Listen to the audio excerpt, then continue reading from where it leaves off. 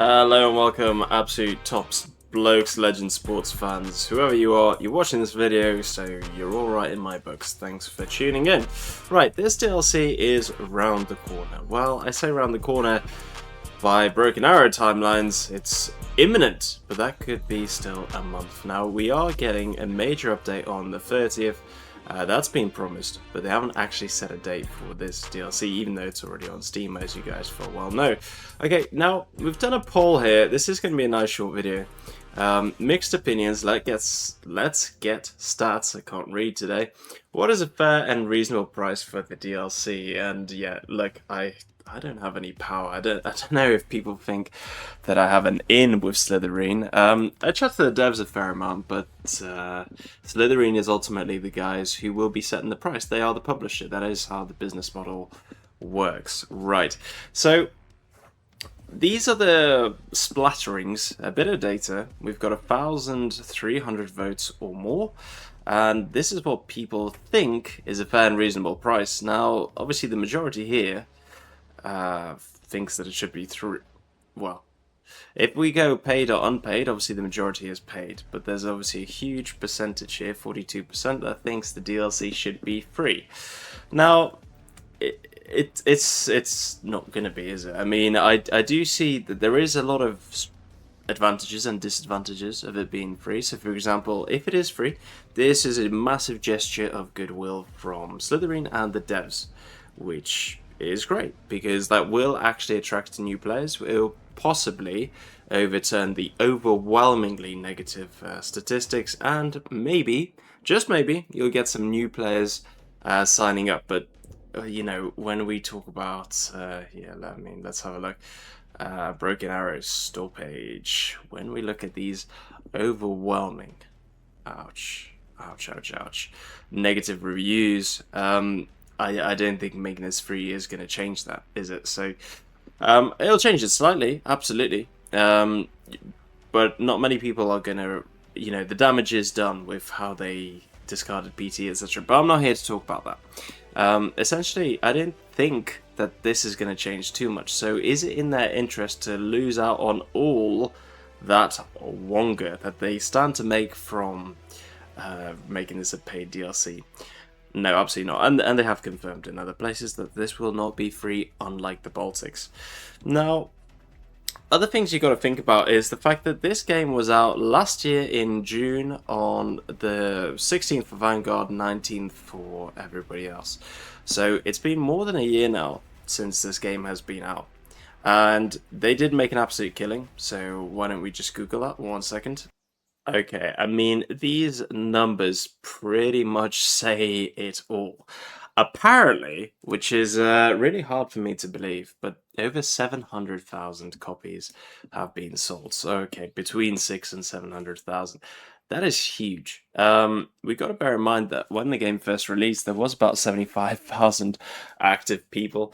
Now, you got to remember as well, there's a lot of Smurf accounts, a lot of Smurfers out there, but you know, I don't know. I can't imagine that many people have that many average players. I know all the top players are basically, you know, if as soon as people start going above 2,500 elo, they'll get a Smurf account. By the way, I don't have one. I never will have one. I don't see the point. You know, just play your level. The game does get sweaty, and I understand. I sympathise why people want to just go switch off, go easy mode, but it's not a very good thing to do. Anyway, so 700,000 we'll go with, and there are. I did not know that Steam took a 30% commission, but that's all right.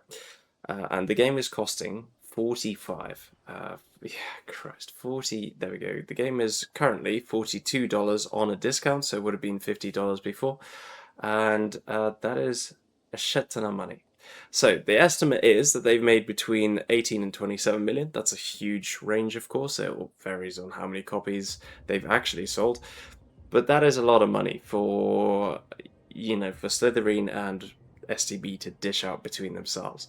Now, I don't really know how much that money goes for development. I don't really understand the industry that well. But even still, that's a shit ton of money for the team of devs. Even if there's 50 of them, divide that, and for whatever Slytherin's cut is, that are going to be doing really extremely well. Now, don't forget as well that when they sell this, you could have also purchased the soundtrack DLC, which is what I did, just to help support the devs and stuff, because I thought it was a fantastic game, and it is it is in so many ways a really brilliant, fantastic game, but it's also fallen short in many aspects as well. Anyway, with that DLC, that's a shit ton of money. But this DLC is important because it leads us to a very important price point. Now, of course, it's music, so it's very, very different. The music is fantastic. But we're talking just for music, the DLC costs £5.30. So sorry, for dollars, that's about, I don't know, $7-8. And yeah, we gotta ask ourselves, when the core game costs 41 quid, 42 quid in this case, or 35 on discount, how much do we think the DLC is actually going to be?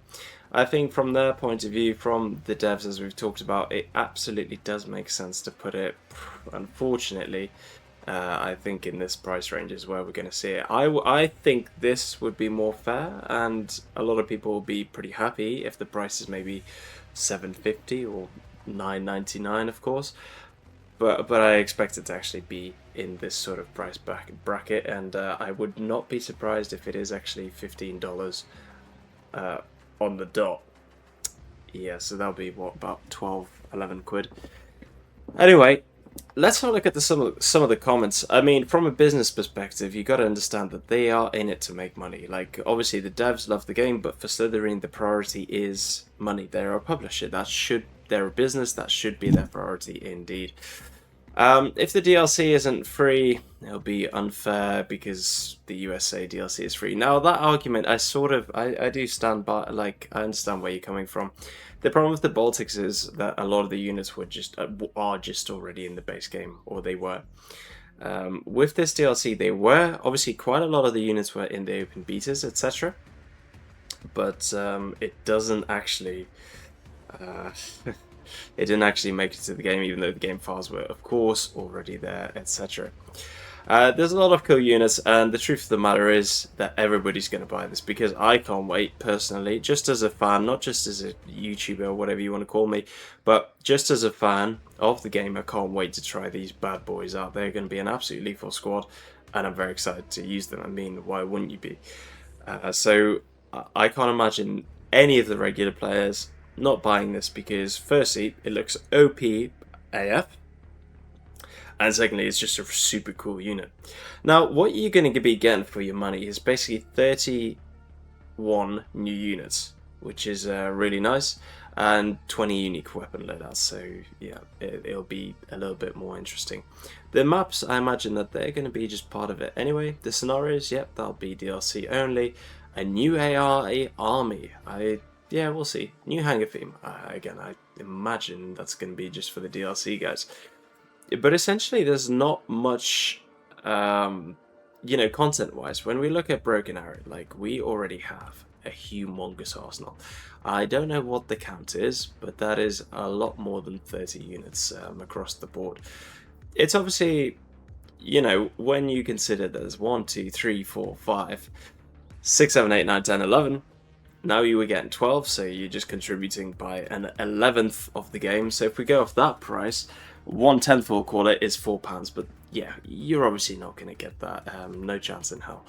So yeah, that's it. Do I think it's justified for them to charge? I actually do. The problem with the Baltics DLC is, that was the first freebie. If they keep doing this sort of, we'll give you this for this country and free equivalent for the other country, they're just never going to make any money, especially when other countries come out. That's 3 sets of separate DLC. Now, what they could do is bundle DLCs in the future, so as in a Russia and America one, but I just don't see that happening. They are a business, they're here to make money, and by God, are they going to rake it in when this actually finally comes out. Now, other comments say, at the state of the game right now, free. Yeah, I know what you're saying here as well. Like, the game is in a shocking state, not only because of, the balance and whatever preferences, PT, etc., etc., etc., But the fact that it's still broken, full of cheaters, there's no save game, like elementary functions like that are still not in the game. So yeah, absolutely valid comments right there. And I think we'd all love it to be free, but it's just not going to happen. And yeah, there's no coming out of that big ass hole they dug, so they may as well double down and at least get rich. Cool. There's a lot of comments here, so feel free to check it out. Again, I'll leave you the close final thought is this picture right here. People's expectations versus reality. I think this is quite a realistic, maybe not reasonable, but a realistic bracket that we can expect the price in.